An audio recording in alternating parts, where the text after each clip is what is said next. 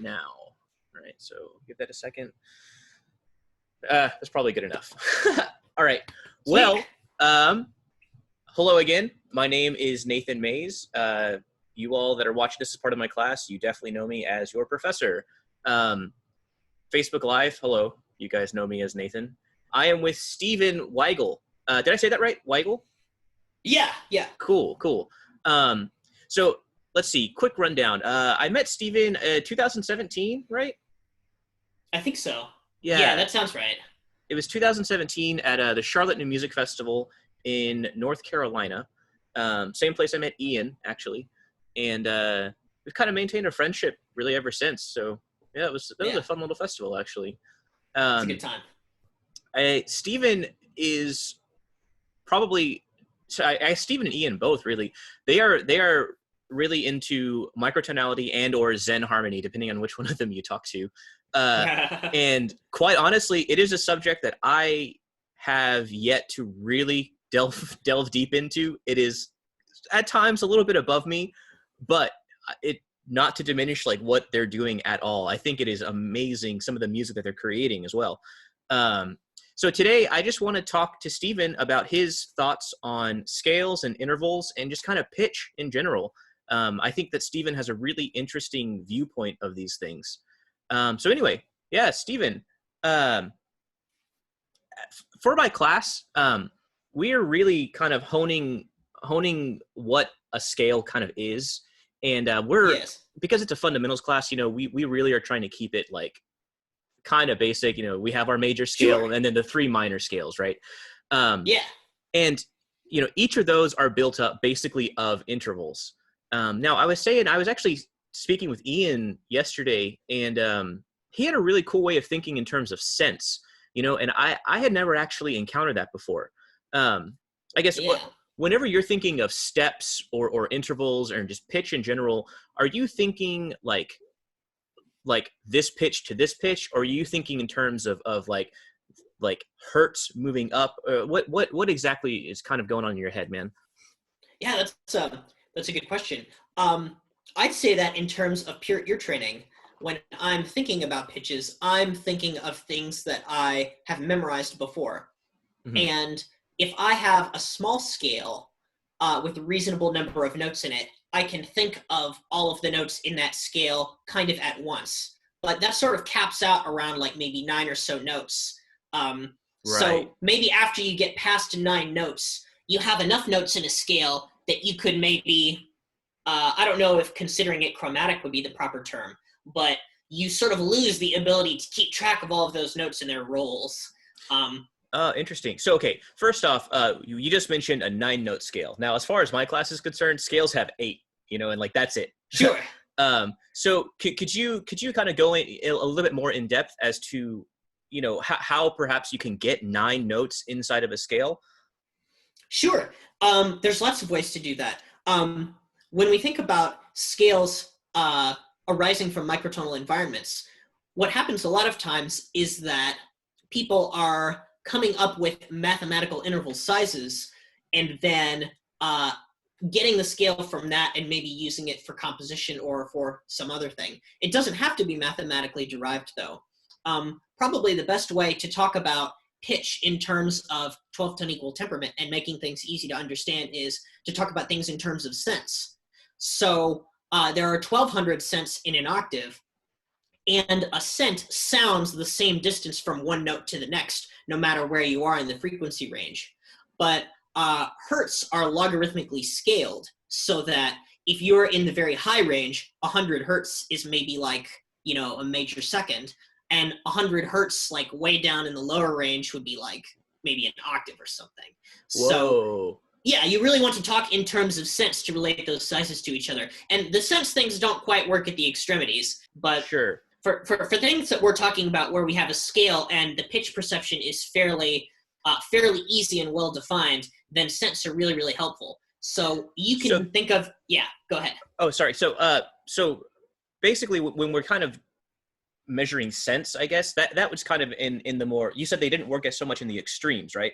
So those extremes, are those like does that encapsulate the pitch that we can actually perceive, or or do scents really only work in sort of the pitch that we can kind of perceive, if that makes sense?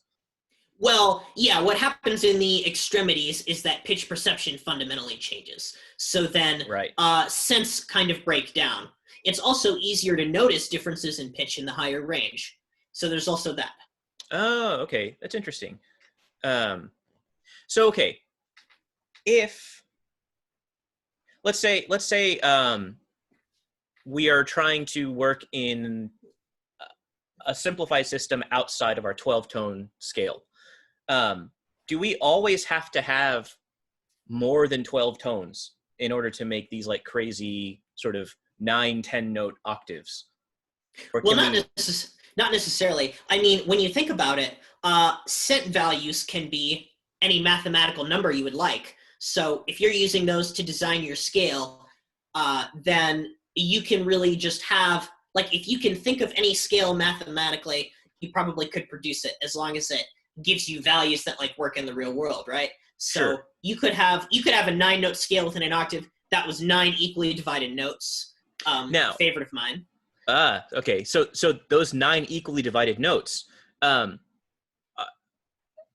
those essentially kind of like the 12 semitones of our sort of Western 12-tone scale?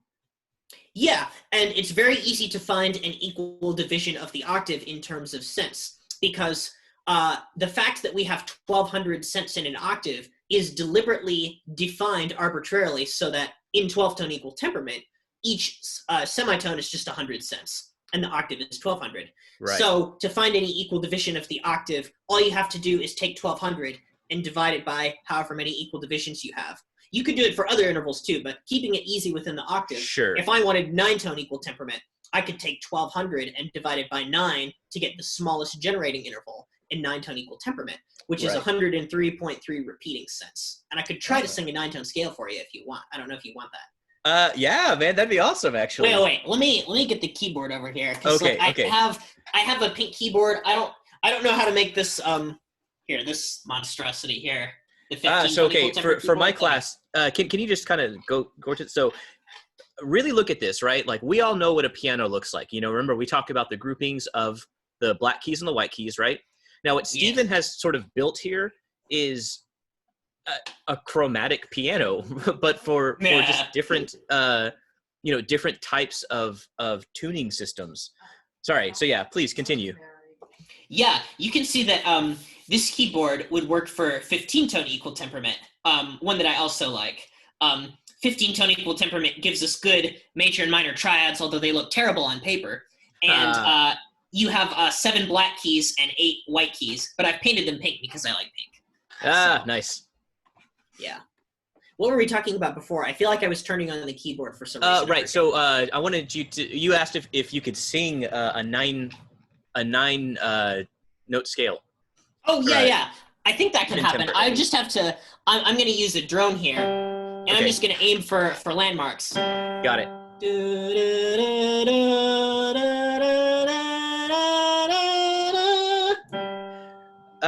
Yeah, and the cool thing about that is that, like, it sounds like it's complete when you get to the end, right? And so something that Ian and I discussed yesterday were tendency tones inside of a scale, and how in our sort of our regular solfege, you know, we get do, re, mi, fa, sol, la, ti, and do, and how mi and ti both act as tendency tones going towards certain intervals. And the coolest thing about, one of the coolest things that I think exists in these sort of like microtonal scales is that they actually have tendency tones, you know, and the microtones themselves really sort of, they pull you to certain parts of the scale.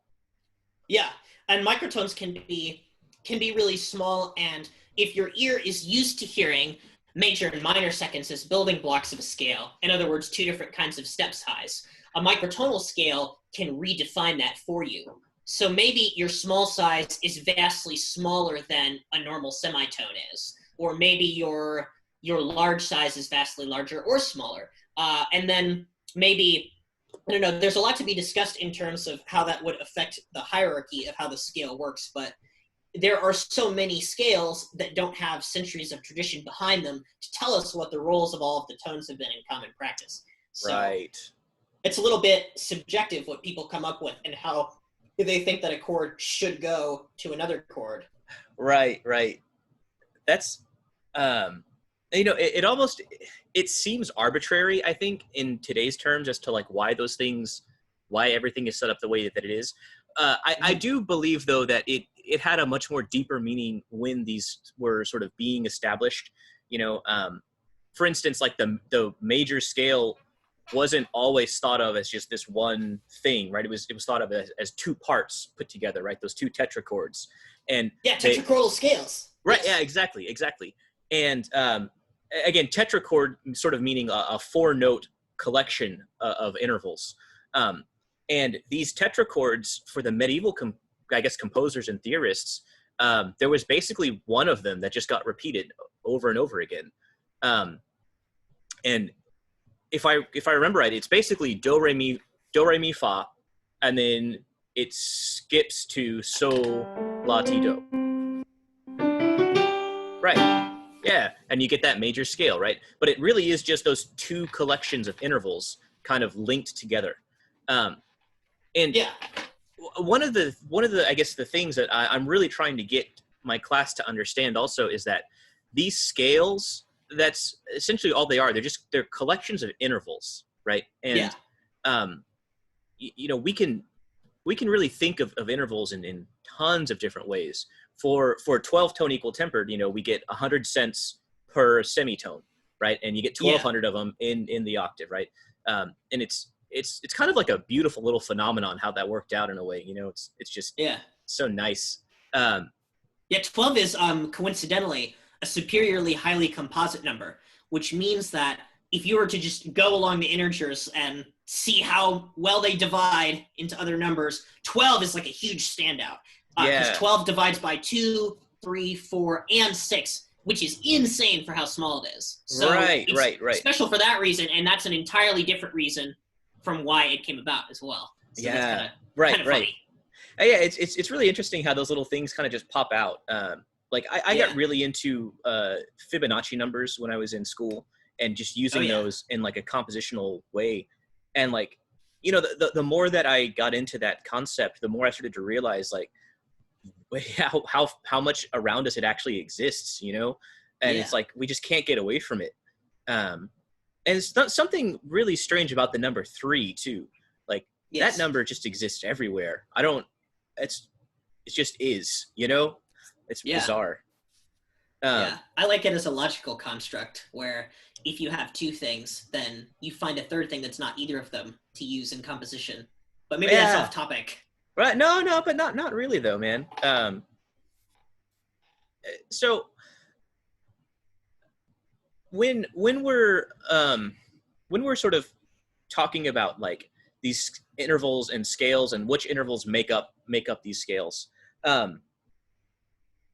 in like a basic major and minor scale, we basically only get minor and major seconds. Now, in like, for instance, the harmonic minor scale, though, we get that sweet augmented second at the very end, right? To create that tendency tone. And something that I think, again, is really interesting about these scales that sort of you kind of always come up with, or maybe not you necessarily, but just, like that exist in sort of microtonal land. Like, as I was saying earlier, they have their own tendency tones. And one of the most important things I think about tonal music is that leading tone, right? That sort of that thing that takes us back to tonic. And one of the biggest differences, I guess, between these minor scales, right? This natural minor and then the harmonic minor, there's the lack of the leading tone, right? Do you have any examples of like sort of microtonal scales that sort of don't have these tendency tones? I don't know if that's like a loaded question or not. Absolutely. It's difficult to say. There's lots of microtonal scales that convey an impression of sort of being in any tonality. Well, maybe not any tonality, but 5-tone equal temperament is a good example. If I had like a note here,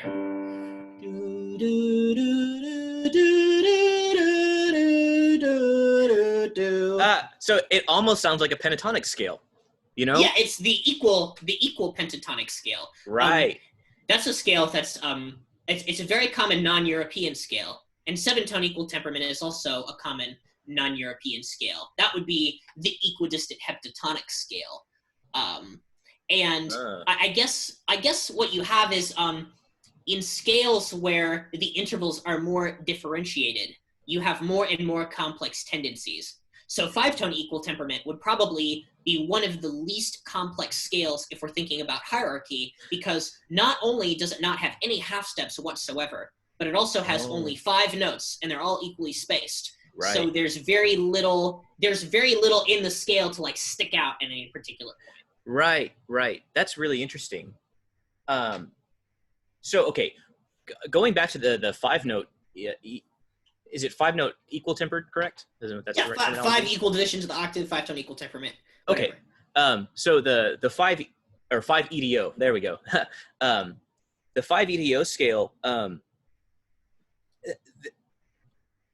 right, it almost sounded like a pentatonic scale, but at the same time, it almost was like this weird mixture of like a major pentatonic and like a blues scale, you know, because that third note, it's not quite high enough, you know, but it's not quite low enough either. And it creates that really interesting sort of like just sound. It doesn't pull you like a tendency tone, you know, but it does create a really interesting sound. And something I think that is really, really cool about these whole like microtonal notes, I guess, is that like, you know, they do get used so often. People just don't realize it, you know, like for instance, the 5-note scale again that you just played, like I perceived that first as a pentatonic scale, then second as a like, oh, it's a weird blues scale, and then finally it was like, oh wait, it's neither of those things, you know? And like I don't know, they just create these really cool effects in a way. 5-tone equal temperament is also a good example of a scale that's quite unoffensive to a lot of people's ears naturally. In fact, my brother caught me playing it once, and he thought it was major. He doesn't know anything about music, but he caught that it wasn't trying to grab him with microtones in some way. Because it's very restful and simple in its own way. Now, do you have an example of a scale that sort of does contain more tendency tones?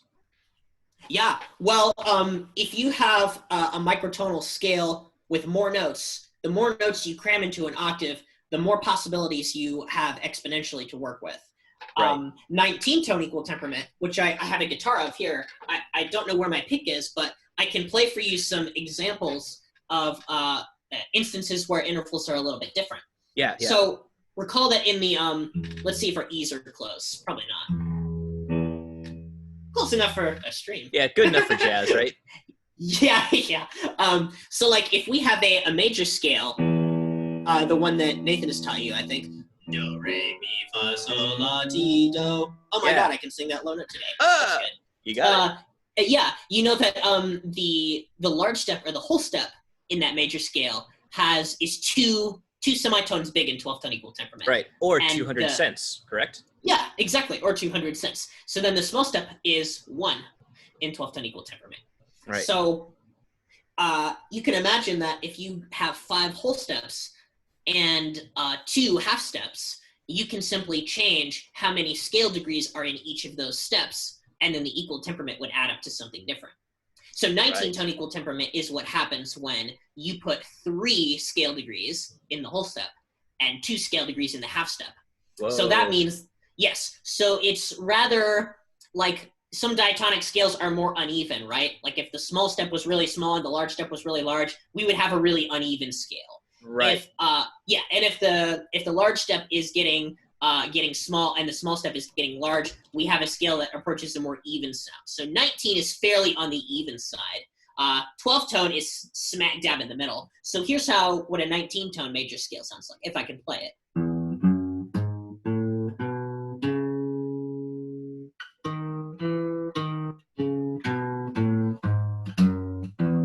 Sounds pretty close, right? Right. It's really like, I mean, I hear do, re, mi, fa, sol, la, ti, do, you know? Yeah, that's because really they are do, re, mi, fa, sol, la, ti, do. And in fact, some microtonal tunings are easily notated according to the same logic that we have in 12-tone equal temperament.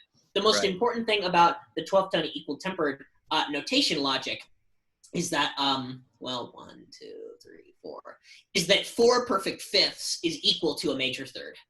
So this is also true in 19-tone equal temperament. So you can notate things the same way. I can just do E, F sharp, G sharp, A, B, C sharp, D sharp, E, and it's just fine. But now we have a little bit of a split.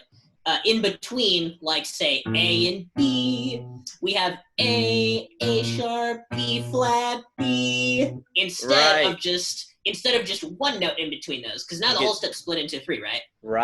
Right. And similarly, the half step is also split into 2.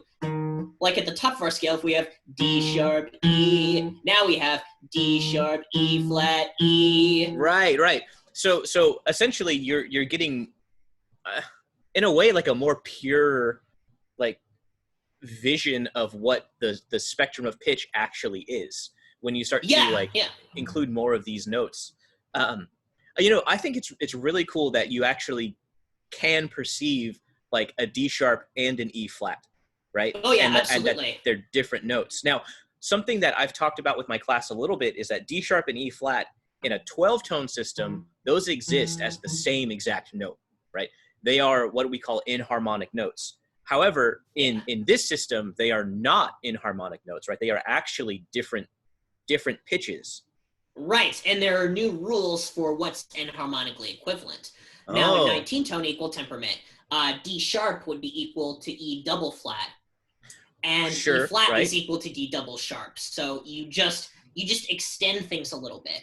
You also, in 19-tone equal temperament, in between the B's and C's, because if you remember that the half step is 2, something's got to go in between there. In between B and C is a note that acts as both B sharp and C flat. So then the same is true for E to F then. Yeah, exactly. We can have E sharp, F. Yeah, right. So that's really interesting. So then seems to be less inharmonic equivalency, actually. I mean, like, sure, all notes can be inharmonically equivalent to something else, but it just seems that like there are less inharmonic equivalencies, I guess. I don't know. Well, that's not really true, but there are more because there are 19 notes. But I think what you're saying is that there are the inharmonic equivalencies that do exist are more complex from scales that are easy to spell. Yeah, so we may have to use them less often. Right. That's really interesting, actually. Whoa. Yeah, it's pretty neat. Now, and then some keys, like, they have to be written as their own separate key signature. Since G sharp major is no longer equivalent to A flat major, and 19-tone equal temperament, you have to write a G sharp major as all of the sharps plus F double sharp. Whoa, yeah, right. So it has to exist. That's interesting. Yeah. Now, part of the reason why we settled on 12 notes is because notating key signatures with double sharps sucks. Yeah, right. So as my class has come to find out that, trying to figure out those double sharps and double flats, that's sort of a mental gymnastic exercise, Oh yeah, it can be a royal pain.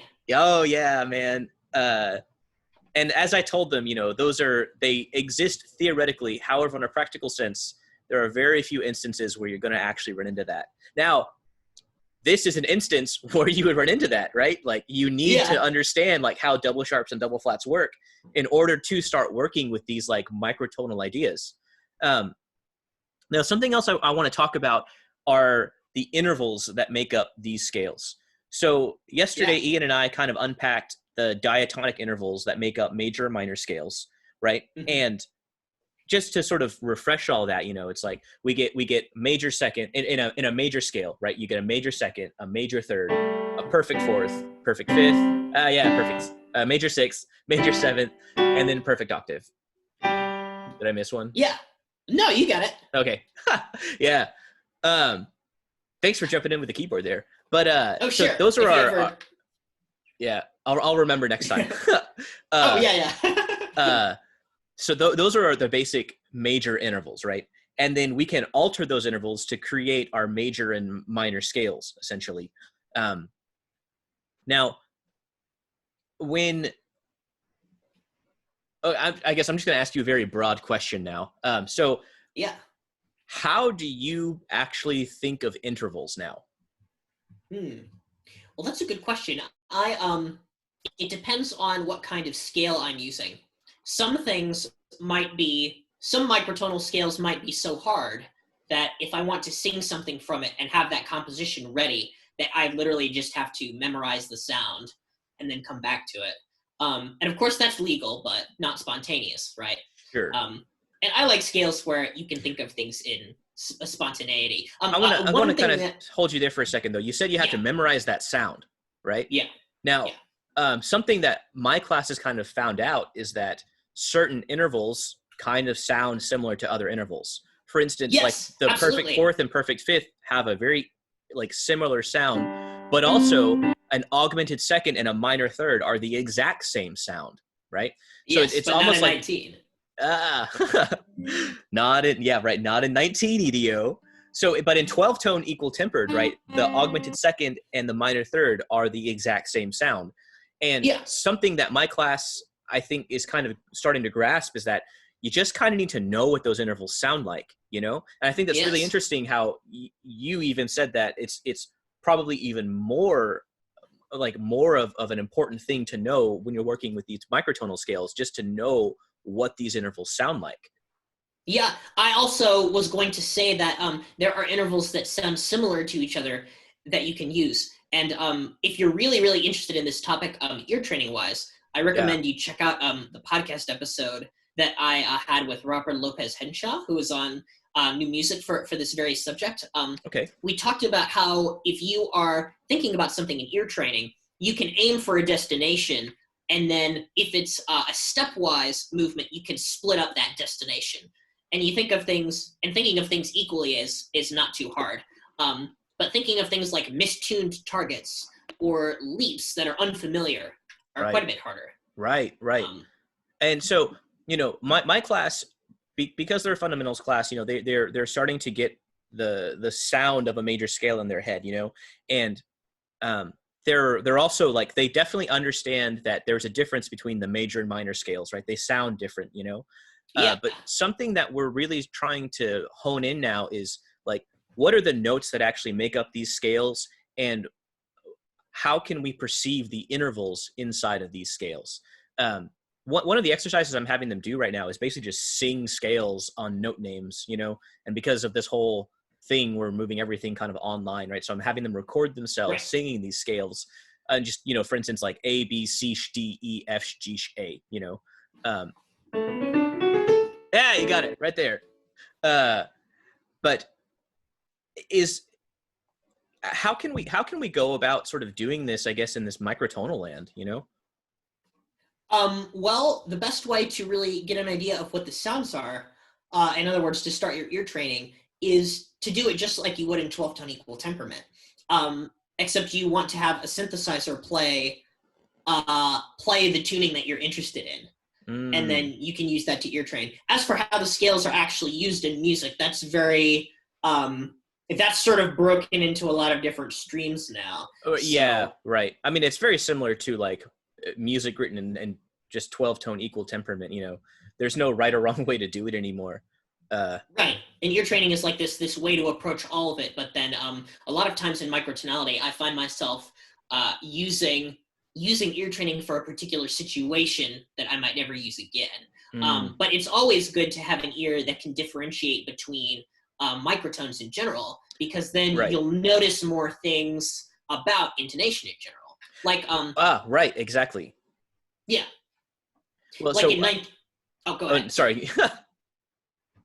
Okay, well, what I was going to say is that I have a bunch of audio engineers in my class, and I think that these principles are actually really important for them, because they're going to be the ones behind the glass, listening to whoever's recording, and they definitely need to know. It's are you trying to be microtonal here, or are you just out of tune? And so I think these practices are really important for young musicians to start to like grasp early on, you know?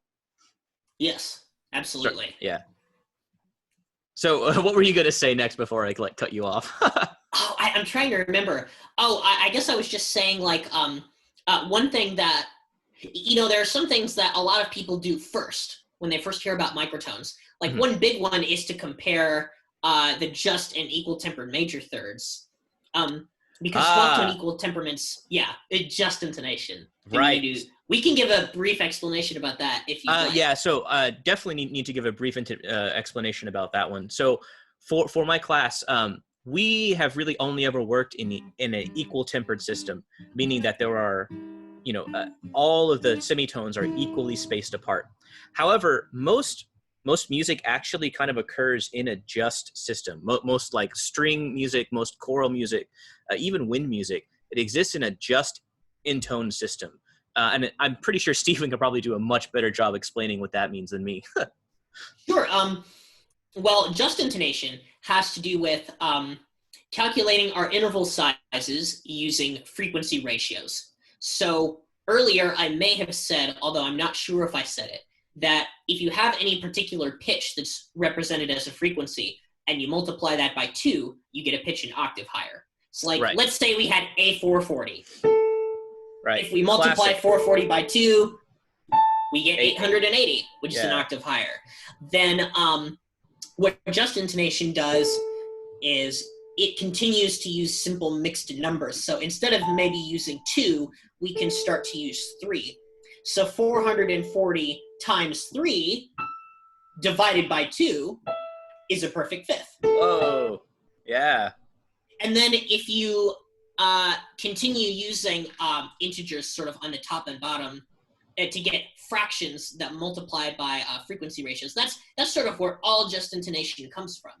And the higher your numbers get and the more prime numbers you allow to be used, the more complex your system gets exponentially. Right. Whoa. So yeah, and our perfect fifth in 12-tone equal temperament is very, very close to the justly tuned one. And our major third in 12-tone equal temperament is sharp by about 14 cents, which is noticeably out of tune, but not offensively out of tune in most contexts.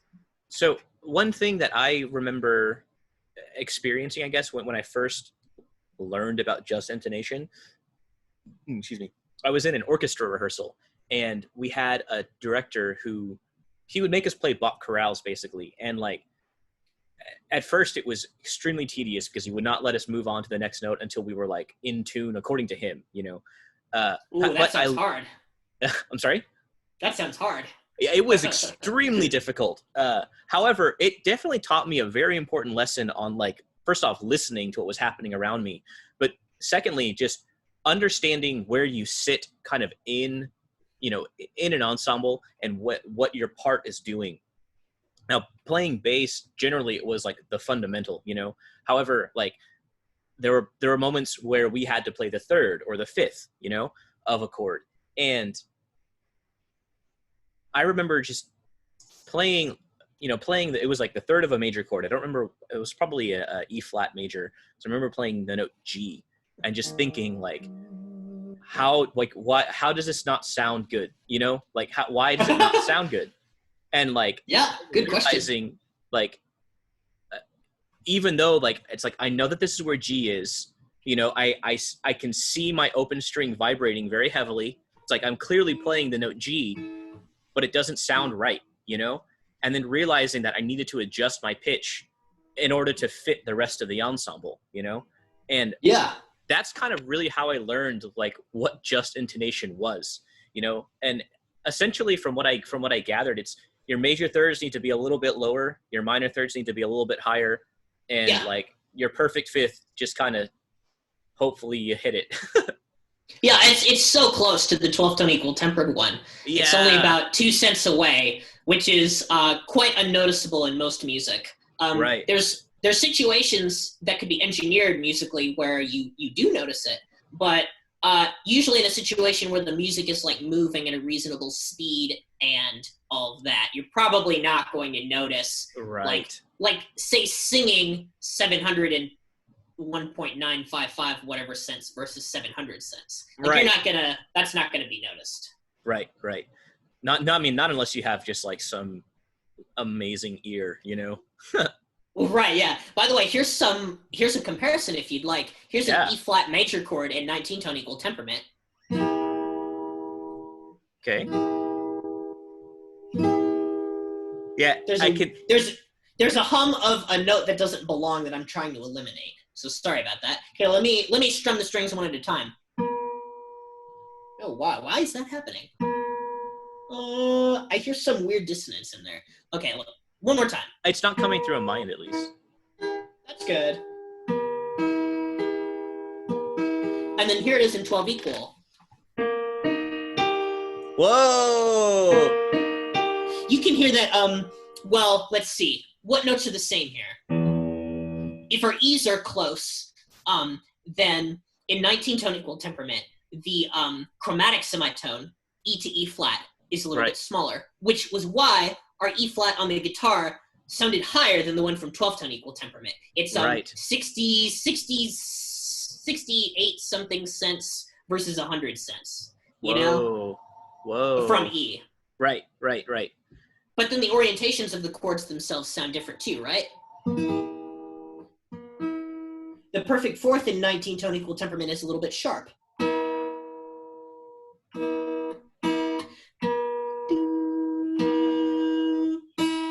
Hear that? It's just a little up. It's actually a lot like 12-tone equal temperament's thirds. 12-tone equal temperament's thirds are noticeably out of tune, but not offensively out of tune. And the fifths are pretty much there. And then 19 does the inverse. The thirds are basically there, and the fourths and fifths are noticeably but not offensively out of tune. Right. That's really interesting. Here's the major third. Yeah, the major third. Pretty close. Yeah, right. So to me, it's like I'm hearing the interval of like, it sounds like a major third, but it's like it's not quite, something is like off about it, you know. And then when you play the 12-tone one, it's like, oh well, there's the major third. I mean, and we're back. It audibly sounds like a little bit. One of them is a little bit lower. I can't remember. I guess the one on the guitar's lower. Yeah. So whenever you play it on the piano, it's like a striking difference, you know. It's like, whoa, like that's what a major third sounds like, but then that's also a major third. Like, what? Maybe I can find a chord that's closer to the 12-tone equal tempered keyboard. Sure. Actually, E major would be closer. Here's E major. And then on the piano. Okay. I still hear it's like there's a little bit of like rub. That's not in the guitar. Well, I don't know which notes are the same. Yeah. Right. It's really interesting though, because like it doesn't sound offensive, you know. It's like an added color to the sound in a way. Something that I've been really harping on my class lately is that the music that we sort of are exposed to is all 12-tone, 12-tone equal tempered, but it's like you're thinking of each semitone or each pitch as its own like color in a way, and like octave equivalency is just sort of like brighter or darker shades of that color, you know. And the coolest thing to me about when we started getting into microtonal land is that like, you know, we get an infinitely more like array of colors, you know. There's so many more colors to work with now.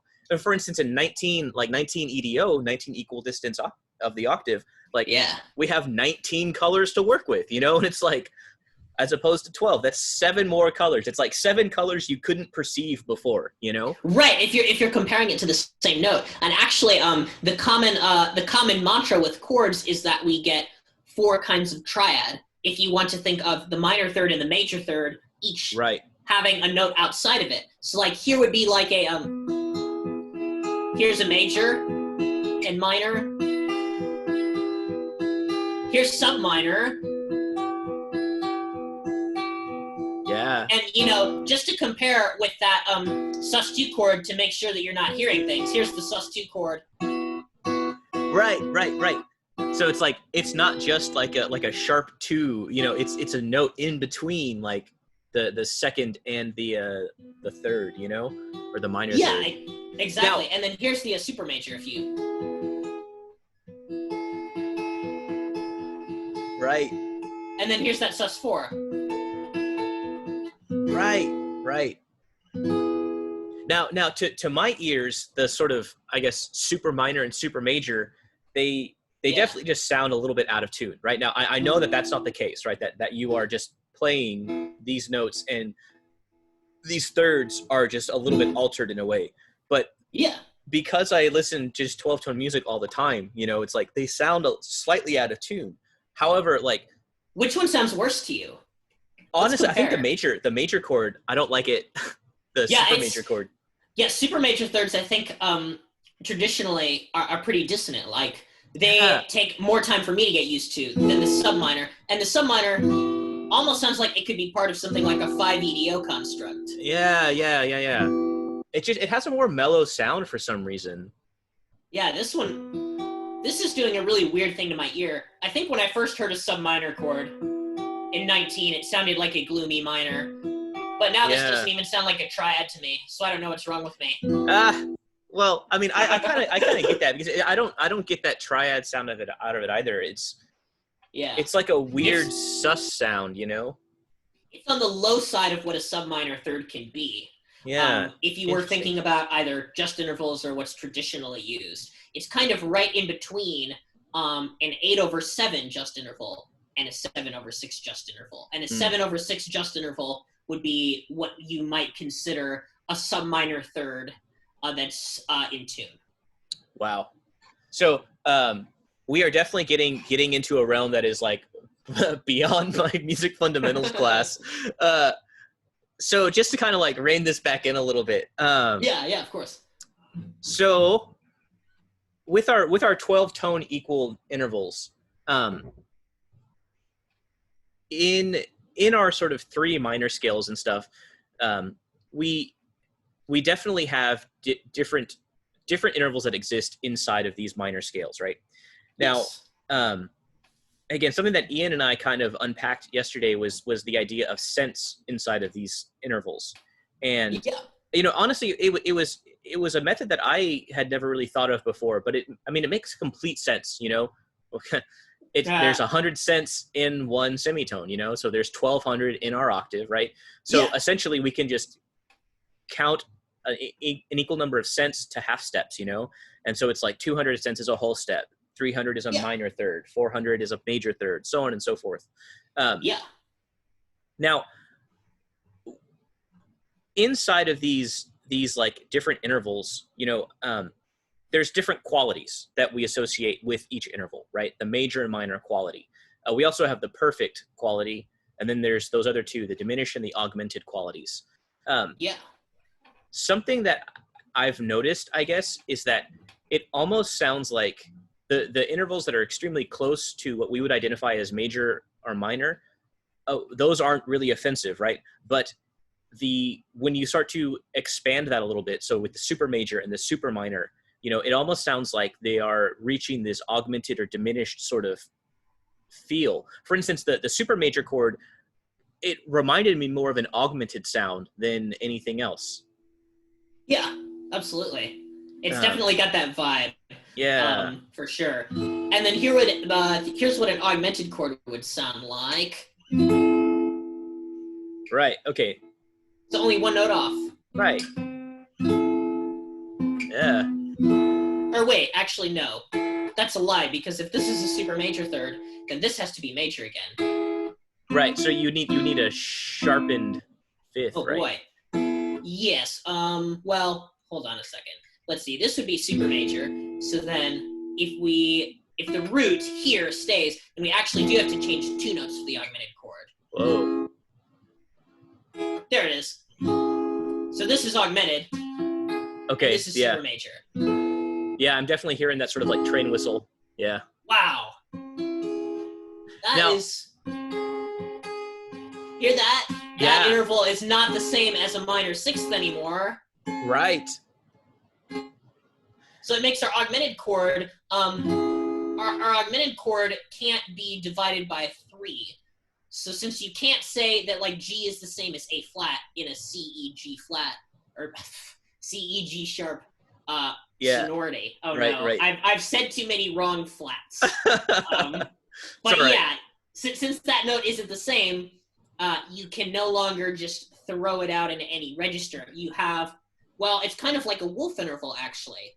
If you had C, E, G sharp from 12 equal, C, E, G sharp from 19, A flat is higher. Yeah, right. So you have that kind of situation where you stack intervals, and then by the time you've stacked a group of intervals, you miss another interval or you get close to it. That's a really, really common thing in microtonality as well as ear training. Right. Man, so this like every time I talk to you, I always have more questions. Oh, great. That's awesome. I like that. I'm trying to keep it, relevant to like just the topic here, because like there's so many things like compositionally that this has application for, Could I ask something? Yeah, by all means. I was wondering, well, if you wanted to go through a minor scale, a harmonic minor scale, and compare the augmented second size to what a minor third size would be in 19. Yes. To hear sort of the difference between them. Now, you should know that in terms of how a diatonic scale can be tuned so that it is almost just, 12 and 19 are both fairly clunky, really. Okay. So 19 is kind of like 1/3 comma mean tone, a historical tuning. And 12 tone equal temperament is like 1/11 comma mean tone, which was never used. So yeah, here's a minor scale in 19, a harmonic minor scale. But let's see if I can play it right. I think I can.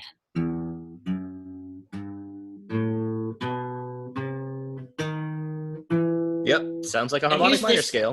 And here's this augmented second difference. And here's the minor third. Right. So, are you playing an augmented second or a minor third when you played that harmonic minor scale? I played the augmented second because that would be the correct scale. Right. So that's what I played. Right. Yeah. Now, I could play it with the minor third if you wanted and spell that last one. If we have E harmonic minor here, this is E, F sharp, G, A, B, C, D sharp, E. If we played it with D double sharp instead, we would get something that's equivalent to a minor third or doubly augmented second between scale degrees 6 and 7. E, F sharp, G, A, B, C, D double sharp, E. Now, what's really interesting is that like they both have the same tendency. They both draw your ear up to that note, that final tonic note. But also it's like they're different notes. They're different notes.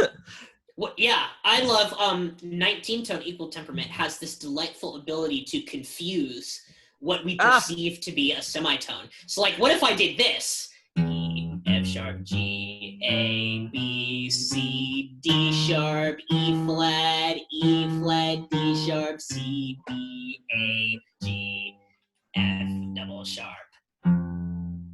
There's all these places where you can just, since a diatonic semitone is 2 and a chromatic semitone is 1, you can imagine that there are lots of interesting situations where you could substitute one for the other to cause some chaos to occur. Right. Now, I bet that if you played that, so you basically went down to F natural, correct? Or I went to E sharp. Oh, right, E sharp. So right. I could go to F natural if I wanted, though. Maybe if I did this.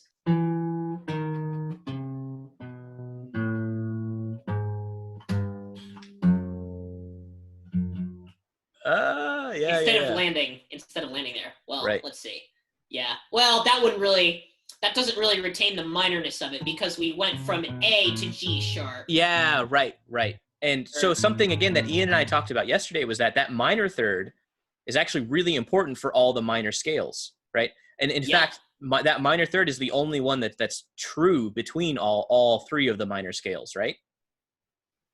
I'm not sure what you mean by that, but meaning that like the difference between, if we look at the differences in minor thirds between natural minor, harmonic minor, and melodic minor, well, there's no difference, right? They all have a minor third. But, yeah, assuming that they're all in the same tuning. Well, or yeah, right. Assuming right.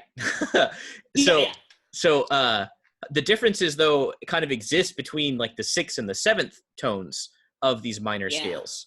Right. I get it. Yeah. Yeah, right. So to me, it's like the only one that's true between all three of those scales is the minor third, and I think that's also why the third is so defining in the quality of the types of scales. Yes. Now, when we're talking about quality of like scales and intervals, in a 12-tone system, like a minor third is always going to be a minor third, right? But an augmented second also sounds exactly like a minor third, which is, I think, why the harmonic minor scale can be a little bit confusing at first. However, though, when you're dealing with like, well, for instance, a 19 EDO system, like as we've found out, like that augmented second and that minor third, they are completely different intervals. Can you just play? Can you play them again? The minor second followed by the minor, augmented second followed by the minor third. Yeah, sure. There's an augmented second. Now I'm going to switch to the minor third. Yeah, right. That's interesting. Now, the reason that I understand, at least for instance, in a harmonic minor scale, the reason that that sort of augmented second exists is so that we can get a leading tone in that scale, right? And that we can have like a functional note, right? Because in a natural minor scale, like to me, it just sounds really empty, right? It's like, oh, it's dark and sad, haha. But it's like, there's no real like tendency. At least I've never really perceived like a tendency tone in the scale. I'm sure that it does exist. In fact, I know where it exists, but like, it's hard to perceive that, Yeah. So, sorry, I have this like, this like image and I'm trying to figure out how to like ask it. In the sort of like 19, there's maybe not necessarily 19, but even in like a, yeah, we don't have to talk about 19. We can stray from 19 and talk about what other systems make equivalent to each other, which is sometimes, depending on how inaccurate a tuning is to particular mathematical values, it can be comical if, some note is supposed to be represented as some other note, but it's like way far away or something. Right. That's interesting. Yeah, the comedic value of these scales. I'd never thought about that. Well, at least I find it comedic, but maybe that's subjective. Right. One thing I think was really interesting is whenever one of the first conversations we had, you mentioned that these notes, they sort of, how did you put it? They bring out all those weird tingly feelings inside. Something like that. They sure do. Yeah. There's so many different kinds. At least I think that like chromaticism in general is so important for like cultivating the element of surprise. And so now that I've used tunings outside of 12th tone equal temperament, I think that it's such a small amount of resources for what one can accomplish in terms of surprise and expectation, resolution. Right. I mean, there's so many cool things that can be done. Yeah, right. No, I understand. Yeah, no, this is a lot to take in. Yeah, of course. Let's try to, I want to try to talk just for a few more minutes and kind of like wrap this up here in a second. Sure. So with, how do I ask this? So with these 12-tone equal tempered scales, right? And these qualities that we get, these major and minor qualities inside of these scales, what is your actual perception of like a 12-tone equal tempered scale? Like, do you see it as something that is comfortable to listen to? Is it boring? Is it colorful? What are your thoughts on these things now? I think becoming microtonal has changed the way that I approach composing in 12-tone equal temperament. I'm always looking for ways to disrupt any method that one could create. So like maybe in my compositions, I might use something like pretend to use a tone row and then just not. Or use a diatonic scale, but then make some very, very chromatic choices within that might be caught or might not. A lot of it depends on the intention of the piece. I think that 12-tone equal temperament has always been like, comparatively, it's a pretty easy like tuning to ear train. Sometimes it's hard to sing the major thirds in tune, or it's a bit hard to tell if the major thirds are off from those in just intonation because if you grow up on 12-tone equal temperament, then that's really what you've been used to for so many years. Right. So I don't think listening to music in 12-tone equal temperament has to be boring, but I do think that like if you're a person who wants to have like chromaticism in your music a lot, like somebody like me, then there's so much music. There's a lot of music that doesn't really deliver on that. Right. So being in 12 equal makes it vastly more unlikely for me to really get a sense that something has moved into completely foreign territory. Right. So then, excuse me. Sorry, got coffee. What was I going to ask now? Oh, the question is where you were going to get one of these. Huh? Where you were going to get one of these. Oh yeah, right. Where can I get one of these? Oh no, I remember now. So I was going to ask, do you have any like recommendations of music to listen to just for like people who are just getting into this sort of thing? Nothing like too scary. I remember my first experience with microtonality was actually Easley Blackwood and those little microtonal etudes or something. I can't remember what they were called. The microtonal etudes, the 12 microtonal etudes for electronic music media. I'd highly recommend that for various reasons.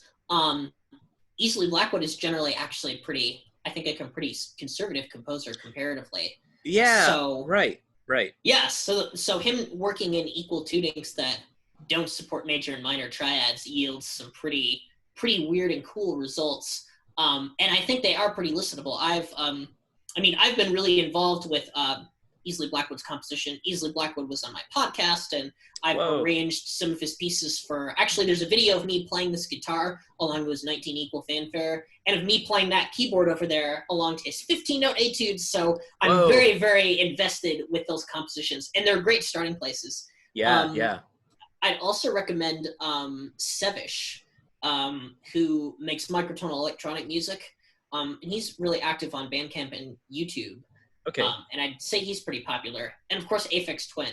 He's great. Really? Yeah. So do you have any actual like specific recordings of Aphex Twin to like check out? His collected ambient works, Volume 1, are quite microtonal. And then there are some other songs that use them. It's definitely microtonal in the same way that Sevish or Easley Blackwood would be, where your ostinatos are pretty constant. But Easley Blackwood is more interested in modulation than Sevish and Aphex Twin are. Right. That was one thing I noticed when first listening to Easley Blackwood is that his music, I felt like he was trying to be functional with it, And trying. Interesting. I thought it worked. That's a bad way to say it, But, he was actually using them in a functional way, That's what I thought was so interesting about the music the very first time I'd heard it. And there was this weird thing that happened, too, because it was like after about 10 minutes of listening to, like, these Easley Blackwood pieces, my teacher played just a C major chord, and it was like, wow, what is happening? We're back. Yeah, right. It was like this weird, like I had adjusted to hear these other tones, and to sort of recognize them. Maybe not like be able to just identify them, but it was like, oh, okay, well, like I'm now hearing like what's happening, and then just to hear a basic major triad was like, whoa, this is like exotic. Yeah, the orientation is really different. Yeah, I really like Easley Blackwood's 15-note etude. It should be really basic, but I think the relationships that come from major and minor triads and 15-tone equal temperament are something that I really like. Actually, a lot of the relationships in there are similar to ones you would get from quarter tones. which might be part of where the sense of foreignness comes from. But then, of course, the orientation with some intervals is yet completely different. So it kind of has a lot of good qualities of a lot of different tunings in it.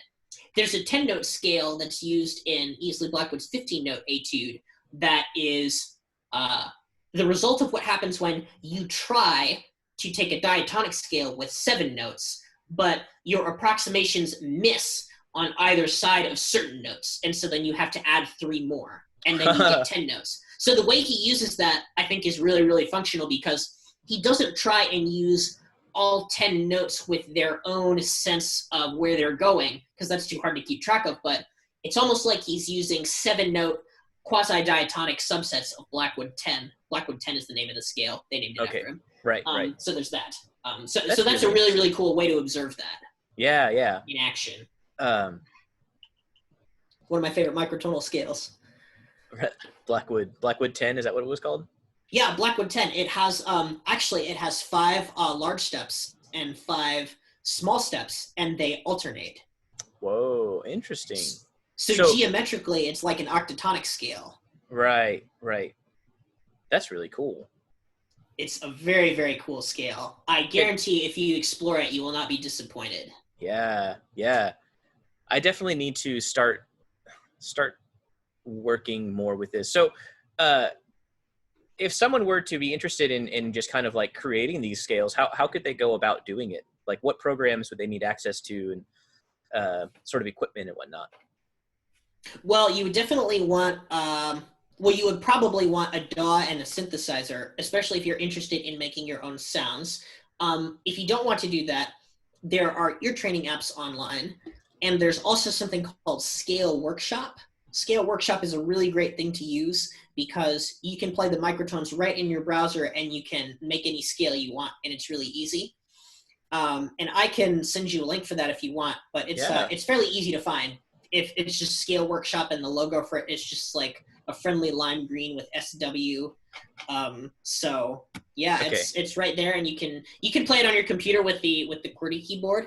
It might be hard for tunings where you have so many notes that you run out on your QWERTY keyboard, and you wish you had like an 88-note MIDI keyboard. Right. But yeah. Interesting. Okay. Well, man, that's pretty much all I got for today. I don't know. Do you have any parting thoughts? I mean, not particularly. Thanks for having me on. Yeah, man. Thanks for agreeing to come talk to me. That's it. Sweet. Awesome. Are we going to do any post chat? Yeah, I'm going to go ahead and end this whole thing now. I'm going to say bye to everybody. Goodbye, students. Goodbye, Facebook. Bye, students. Yep. See you guys later.